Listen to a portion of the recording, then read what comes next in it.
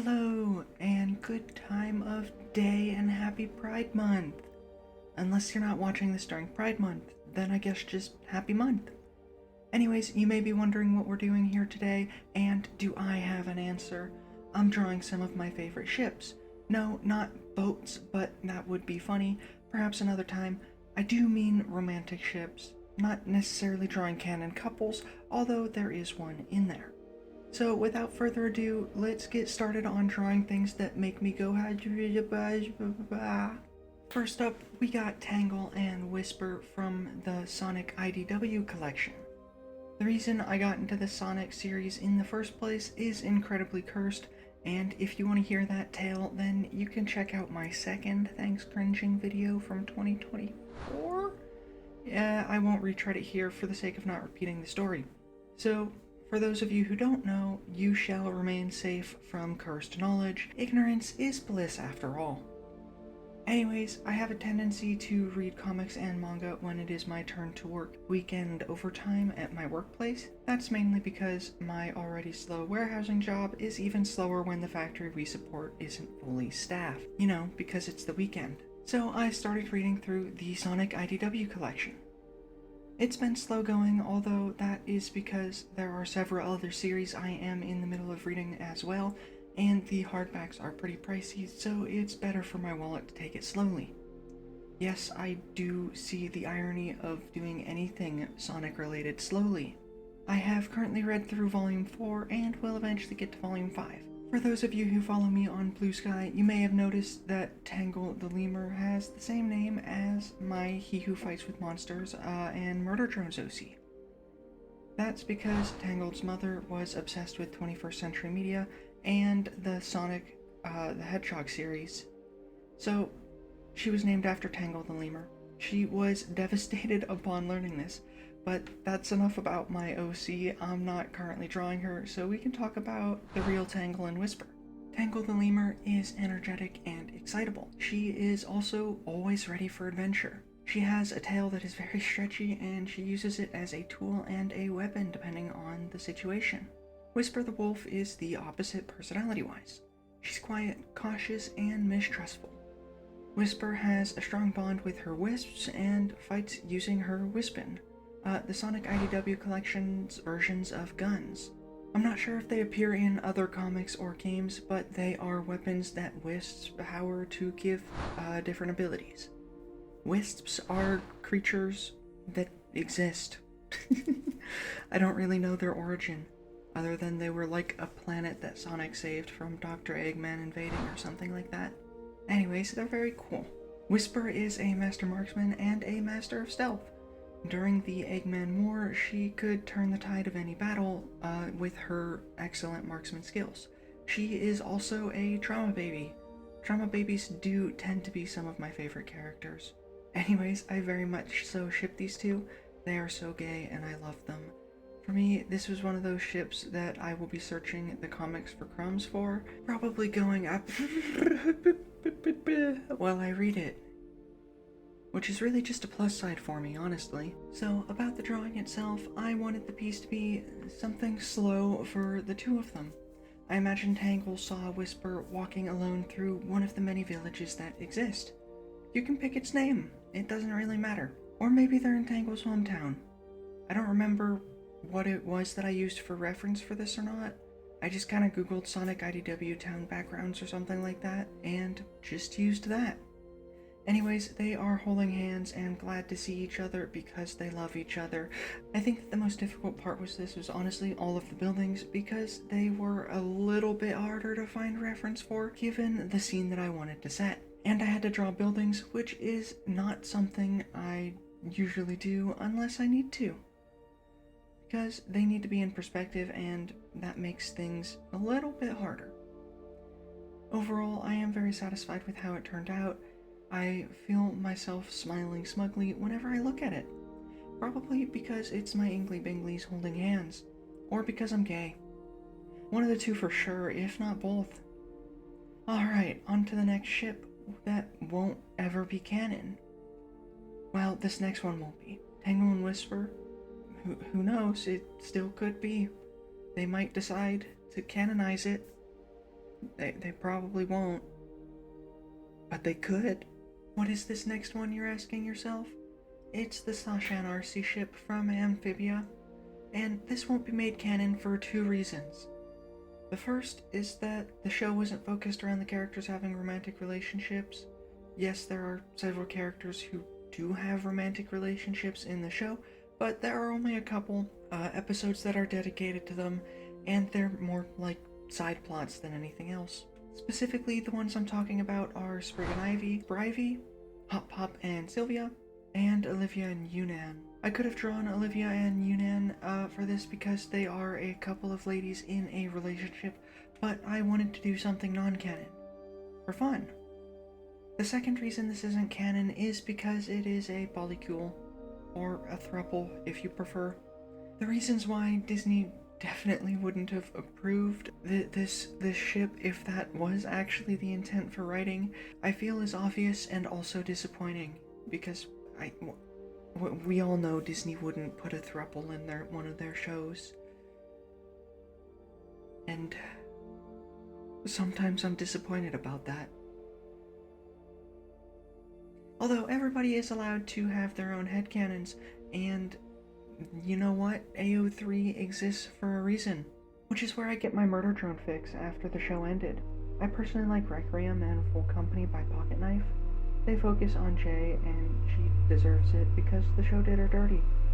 I won't spoil it, and also I'm not supposed to be talking about murder drones, I'm supposed to be talking about Amphibia. I didn't draw anything murder drones related to avoid my hyperfixation in this video, and I am talking about it anyways. So let's move back on to Amphibia. For those of you who don't know, Sasha and Arcee focuses on the 3 characters, Sasha, the one with blonde hair, and the one with brown hair, and Marcy, the one with black hair. I say focus on like it's a story, it's a ship name, and these are the characters who make it up. Yes, they are the 3 human characters who are transported to Amphibia at the beginning of the show, and they are best friends. I drew them using their older character designs because I like those designs, and during the show, their friendships had a few problems they needed to work out before they would be able to get into a relationship that would actually work. So my headcanon for this drawing is that this occurs after the show has officially ended. But don't let that stop you from kicking things off sooner. I think we all remember where we were when Sasha was revealed to be attracted to women. I wonder how many people will get that joke. As for my concept for the drawing itself, I wanted the 3 of them to be laying down cuddling. After that thought, another followed it. What if Sasha and Marcy were cuddling up to Anne and she was laying there awake like, I can't feel my arms. I'm such a genius. It's frightening sometimes, really. In other news, I went to Seattle Pride in the Park for the first time. I've never gone to any Pride events during Pride Month before, so I resolved to change that, and it was a fun time. There were shows, booths of people selling art and other things, food trucks, and a bunch of other stuff. I waited way too long in line to get boba because I love boba. I also saw top surgery scars for the first time in person, and my first thought was, holy shit, what happened? And then I remembered art that I've seen of character with top surgery scars, and I was like, oh, hell yeah, brother. It's also not a story that's relevant to the drawing, but I thought it was funny because sometimes I can be dumb. I also am planning on going to the Seattle Pride Parade because I, again, haven't gone to one. Unfortunately, that won't be after I finish scripting and recording this video, so I can't exactly share how it went. Unless I become a time traveler, then I might be able to. Well, I guess we'll find out if, at some point in the rest of this video, if I start talking about how the Seattle Pride Parade went. Speaking of, let's move on to the next drawing, shall we? This one is actually a canon ship that actually set sail. I guess that's a bit of a spoiler for She-Ra 2018 on Netflix, so, sorry about that.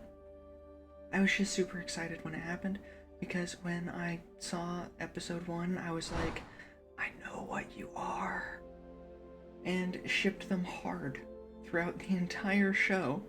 Catra has done nothing wrong and never will. Even if she did, she has to be forgiven because I love her and I want to pick her up and shake her and then stick her in my pocket. I feel this way about a lot of characters I ship. It's perfectly normal. I will not be taking criticism. So, the ship is Ghidorah between the protagonist Adora and the antagonist Catra. Every time they were on screen, I was like, you are so gay, and I love that about you. And please just kiss already.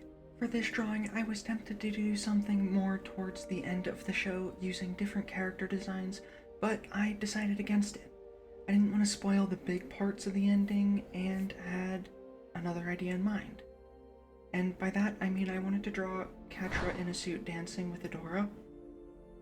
I was internally screaming during the whole episode where Catra was in a suit. It was so good. Never have I ever seen a better choice than sticking that cat in a suit.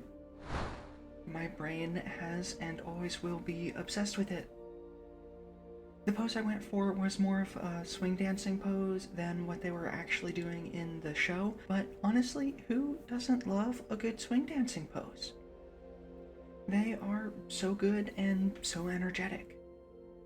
Maybe I should learn to swing dance. I mean, they made us learn a bit back in middle school, but I hated it back then. Well, I guess I can have hobbies or something. I just need to find the time. And a place to learn. Or a partner. Yeah, I probably won't be learning to swing dance.